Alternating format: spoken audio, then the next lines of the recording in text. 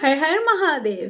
আজকের ভিডিও সোমাবতী অমাবস্যা নিয়ে। আগামী 30শে ডিসেম্বর সোমবার অমাবস্যা পড়েছে, যা বছরে 1 থেকে 2টো পাওয়া যায়, কারণ এই সোমবারের অমাবস্যা পিতৃদের উদ্দেশ্যে সমর্পণ করা হয়। সমস্ত তন্ত্রতান্ত্রিক বা জ্যোতিষশাস্ত্রে এই সোমাবতী অমাবস্যাকে ধরাই হয় পিতৃদের উদ্দেশ্যে ভোগ অর্পণ করার জন্যে। আপনার কুণ্ডলিতে বা আপনার বাড়িতে যদি পিতৃদোষ থাকে, তো কিছু কিছু জিনিস আপনারা লক্ষ্য করবেন এগুলো ঘটতে থাকে। যেমন ধরুন, আচমকাই চলা ব্যবসা প্রায় বন্ধ হয়ে যাওয়ার জোগাড়, আচমকাই ঋণে জর্জরিত হয়ে যাচ্ছেন, আচমকাই কেউ না কেউ অসুস্থ থেকেই যাচ্ছে, ডাক্তারের থেকে আপনাদের কোনো মুক্তি হচ্ছে না। যে বাচ্চা খুব পড়াশোনায় ভালো ছিল বা শান্তশিষ্ট ছিল বা সুস্থ ছিল, সে মাঝে মধ্যে অসুস্থ হয়, এমনকি আচমকাই এমন অসুস্থ হয়ে যাচ্ছে যে তাকে হসপিটালে না নিয়ে যাওয়া পর্যন্ত সে ঠিক হচ্ছে না। পড়াশোনার দিকে কোনো রকম তার মতিগতি নেই, অথচ বাচ্চাটা পড়াশুনো করতো। এরকম বা ঋণে জর্জরিত হয়ে যাচ্ছেন, বাড়ির মধ্যে একটা চাপা অশান্তি, সম্পর্কগুলোর মধ্যে যেন একটা চিত ধরে যাওয়ার মতন, এগুলো পিতৃদোষের এক একটা লক্ষণ।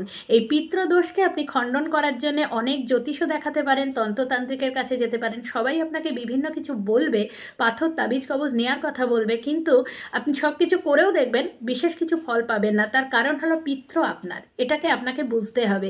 পিতৃ আপনার পূর্বপুরুষ যারা অকালেও চলে গেছে, যারা হয়তো গর্ভাবস্থাতেও চলে গেছে, এবং যারা হয়তো বার্ধক্যজনিত কারণে চলে গেছে, তো এরাই আপনার পিতৃ। সুতরাং আপনার পিতৃকে ঠান্ডা আপনিই করতে পারেন, অন্য কেউ করতে পারবে না। সেই জন্যে যত যাই করুন না কেন, পিতৃদোষ সহজে খণ্ডন হতে চায় না। এই সোমাবতী অমাবস্যাকে কাজে লাগান। সোমাবতী অমাবস্যাটা সমর্পণই করা হয় পিতৃদের উদ্দেশ্যে। দেখুন, এই দিন 108 বার তুলসী গাছের প্রদক্ষিণ এবং অশ্বত্থ গাছের প্রদক্ষিণ করা খুবই শুভ। বাড়ির সবাই করতে পারে, যদি কেউ না হোক বাড়ির বউও যদি করে তাতেও হবে।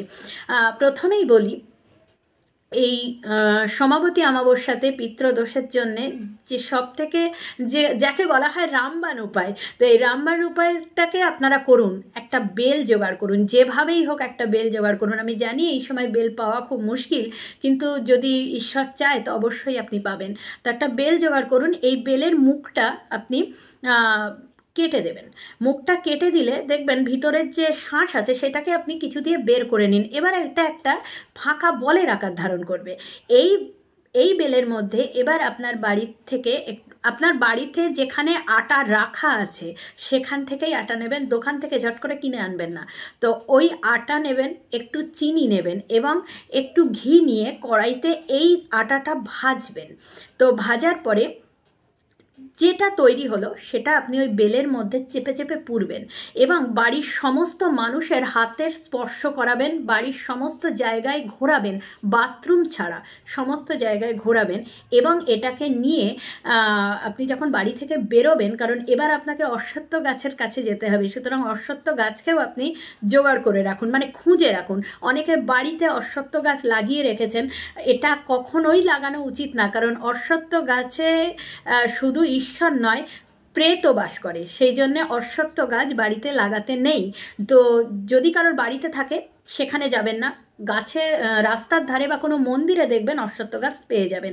তো এই বেলটাকে নিয়ে আপনি অশ্বত্থ গাছের কাছে যাবেন এবং গিয়ে অশ্বত্থ গাছে 108 বার প্রদক্ষিণ করবেন, যদি না পারেন 11 বার প্রদক্ষিণ করার পরে আপনি এই অশ্বত্থ গাছের গোড়ায় বেলটাকে পুঁতে দেবেন, পুরোপুরি মাটির মধ্যে পুঁতে দিয়ে এইবার পিতৃদের উদ্দেশ্যে আপনি বলবেন যে আমার সমস্ত পিতৃপুরুষগণ যারা অকালে চলে গেছো, যারা হয়তো আত্মহত্যা করে চলে গেছো বা যারা গর্ভাবস্থাতেও চলে গেছো, সমস্ত পিতৃদের ভাগের জিনিসটা আমরা ভোগ করছি, তাদের ভাগের জিনিস কিন্তু আমরাই ভোগ করছি। সুতরাং এই সামান্য একটু ভোগ তোমাদের জন্যে আমরা অর্পণ করে গেলাম, একে গ্রহণ করো এবং তোমার বংশধরেদের তুমি রক্ষা করো, সৎ পথে নিয়ে এসো, বাড়ির থেকে সমস্ত সমস্যা দূর করো, দারিদ্রতা দূর করো, রোগ থেকে মুক্তি দাও বলে আপনারা অশ্বত্থ গাছের নিচে এটা পুঁতে দেওয়ার পরে এটা বলে পারলে একটা ঘিয়ের প্রদীপ জ্বালাবেন, যদি সকালে যান, সন্ধেবেলা গেলে অবশ্যই জ্বালাবেন। এবং অশ্বত্থ গাছের গোড়ায় একটু কালো তিলযুক্ত জল, গঙ্গা জল দিতেও পারেন, নাও দিতে পারেন, জল ঢেলে আপনারা ফিরে আসবেন। ফিরে আসার সময় অশ্বত্থ গাছের দিকে আর তাকাবেন না, অর্থাৎ পিছন ফিরে আর তাকাবেন না। এ তো গেল প্রধান উপায়। এই উপায়টি আগেরবারও ভিডিওতে আমি বলেছিলাম, অনেকেই করে ভীষণ উপকার পেয়েছে, যার জন্যই দ্বিতীয়বার ভিডিওটা করার সাহস হলো। তো এই উপায়টুকু করুন। সামনের বছর সোমাবতী অমাবস্যা আসার আগে আপনারা বুঝতে পারবেন যে আপনার বাড়ির থেকে কত সমস্যা কমে গেছে। কারণ পিতৃ বলতে আমরা তিনটে শ্রেণীকে বুঝি আর কি। শাস্ত্র অনুসারে যারা সুইসাইড করেছে বা অ্যাক্সিডেন্টাল ডেথ হয়েছে তাদেরকে বলা হয় বাসক। যারা বার্ধক্যজনিত কারণে চলে গেছে অথচ মোহমায়া তাদের ত্যাগ হয়নি, বহু মানুষকে দেখবেন, বহু বয়স্ক মানুষ যারা মৃত্যু পথযাত্রী, তারাও দেখবেন অনেক সময় এরকম বলে আমি চলে গেলে এই সংসারের কি হবে, তাদের মোহ কিন্তু কাটেনি। তো এরকম অবস্থায় যারা চলে যায় বা যারা বার্ধক্যজনিত চলে যায় তারা পিতৃ। এবং অনেক সময় দেখা যায় আমরা বুঝতে পারি না যে কিসে পিতৃদোষ হচ্ছে। অনেক সময় দেখা যায় বংশের এমন কোনো সন্তান যে গর্ভাবস্থাতেই মরে গেছে, তার মা বাবা বা খুব অল্প পরিসর আত্মীয় স্বজন হয়তো ব্যাপারটা জানে, বা হয়তো অনেক সময় আপনি নিজেই বাচ্চাটাকে পৃথিবীতে আসতে দেননি, কিন্তু তার তো আসার ইচ্ছা ছিল, সে তো আপনার বংশেরই জিনিস এবং তারও এই সম্পত্তির ওপর সমস্ত ভাগ আছে। তো সেই ভাগকে আপনারা ভোগ করছেন, আমরা ভোগ করছি। তো সেই উদ্দেশ্যে তাদেরকে বলা হয় আহুত। এই আহুতদের বিশেষ করে ঠান্ডা করতে হয়, কারণ তারা কিন্তু এই জগৎ সংসারকে দেখেনি, তাদের কিন্তু আত্মার কষ্টটা বেশি। তো সেই জন্যে এই 3 শ্রেণীর পিতৃকে আমরা একসাথে পিতৃ বলে থাকি। তো এই পিতৃদের উদ্দেশ্যে এই ভোগ আপনারা অর্পণ করুন অশ্বত্থ গাছের নিচে। আশা করি খুবই ভালো ফল পাবেন। এবার বলি, এই দিন, এই সোমবার আপনি যদি তুলসী গাছেরও 108টা পরিক্রমা করুন, 108 বার যদি পরিক্রমা করেন তাতেও কাজ হয়। এবং তারও একটা নিয়ম আছে। একটা ঘটিতে, একটা পিতলের বা তামার ঘটিতে গঙ্গা জল নেবেন, তার মধ্যে একটু কালো তিল দেবেন, দিয়ে আপনি তুলসী গাছে থেকে একটু দূরে বসবেন, কারণ তুলসী গাছে কিন্তু এই সমস্ত জল অর্পণ হয় না। তুলসী গাছ থেকে একটু দূরে বসবেন, একটা পাত্র, একটা বাটি সামনে রাখবেন, এবং ওই যে ঘটিতে করে আপনি জলটা, তিলটা নিয়েছেন, সেটা আপনাদের পিতৃপুরুষের উদ্দেশ্যে আপনার ডান হাতের ওপর দিয়ে দক্ষিণ দিকে মুখ করে বসবেন। দক্ষিণ দিকটা পিতৃদের দিক বা যমের দিক বলা হয়। তো দক্ষিণ দিকে মুখ করে বসে আপনার ডান হাতের ওপরে ওই জলটাকে ঢালবেন, যে জলটা গিয়ে ওই সামনের বাটিতে পড়বে। তিলযুক্ত জল, গঙ্গা জল আপনি দেবেন এবং পিতৃদের উদ্দেশ্যে বলবেন যে তোমাদের উদ্দেশ্যে এই ভোগ আমি দিচ্ছি, তোমরা এটাকে গ্রহণ করো, ঠান্ডা হও, আমার সংসারের শান্তি বজায় রাখো। এই উপায়টা করলে, এবং এরপরে এই জলটা আপনি কোনো অশ্বত্থ গাছ বা বট গাছের নিচে দিয়ে দেবেন, তুলসী গাছে দেবেন না। তো এটাও আপনারা করতে পারেন। এবং এরপরে বলি, এই সোমাবতী অমাবস্যাকে কাজে লাগান কালসর্পযোগ কাটার জন্যে। কালসর্পযোগ এমন একটা যোগ যা কুণ্ডলিতে থাকলে আপনার বাধা বিপত্তি আসবে, যে কোনো কাজে আপনার বাধা আসবেই। মানে বাধাটা এমন আসে, আপনি ট্রেন ধরার জন্য স্টেশনে যাচ্ছেন, আপনিও গিয়ে পৌঁছালেন, ট্রেনটাও ছেড়ে দিল, ঠিক বাধাগুলো এভাবে আসে কালসর্পযোগে। খুব বড় বড় কিছু না, কিন্তু আপনাকে এগোতে দেবে না। এই কালসর্পযোগ কাটার জন্যে এই অমাবস্যাতে কাজ করতে হয়। আপনি সোমাবতী অমাবস্যা থেকে শুরু করুন, 3টে অমাবস্যা অন্তত করুন, আপনারা বুঝতে পারবেন। করার কথা হলো, অশ্বত্থ গাছের থেকে একটু শুকনো ছাল নিয়ে আসবেন। গাছের গায়ে দেখবেন ছাল উঠে আছে, তো অশ্বত্থ গাছ থেকে একটু ছাল নিয়ে আসবেন। এরপর এই ছালটাকে ঘষে একটু পাউডার বানাবেন, বা চন্দনের মতনও আপনি বানাতে পারেন। এবং এরপরে এটা এই দিন, এই সোমবার, এই অমাবস্যার দিন, যে কোনো অমাবস্যাতে করতেই পারেন, কিন্তু সোমাবতী অমাবস্যা যখন পাওয়া গেছে, তো এই দিনটাকেই শুরু করার জন্য কাজে লাগান।